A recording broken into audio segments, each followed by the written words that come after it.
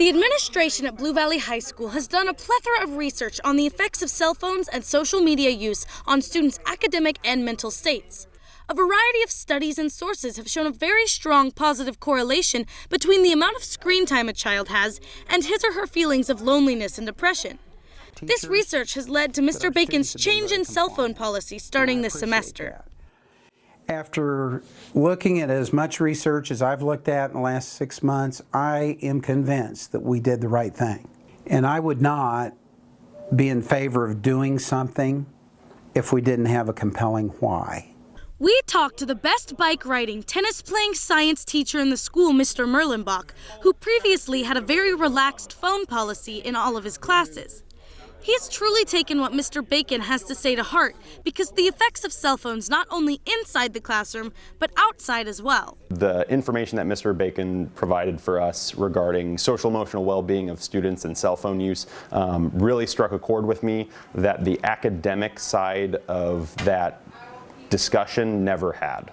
While many staff members may support this policy, the students aren't so easily convinced.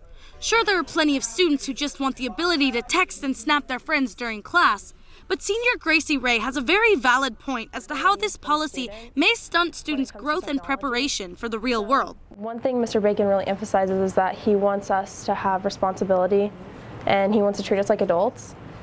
But I don't know many adults that have the threat of getting their phone taken away from them. You're not allowing students to learn accountability. Like one day when we do enter the workforce or if we go to college, nobody's going to tell us not to be on our phone. We're just going to have to deal with the consequences ourselves.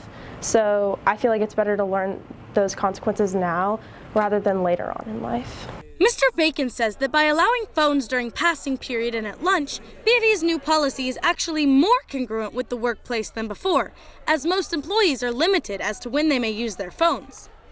We as students claim that we want more responsibility, but when given the opportunity, it seems the majority of us fall short. There is a certain level of responsibility, and we all know at some point in time we're going to have to take that responsibility.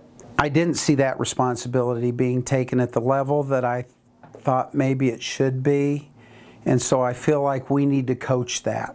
Not all students use phones irresponsibly.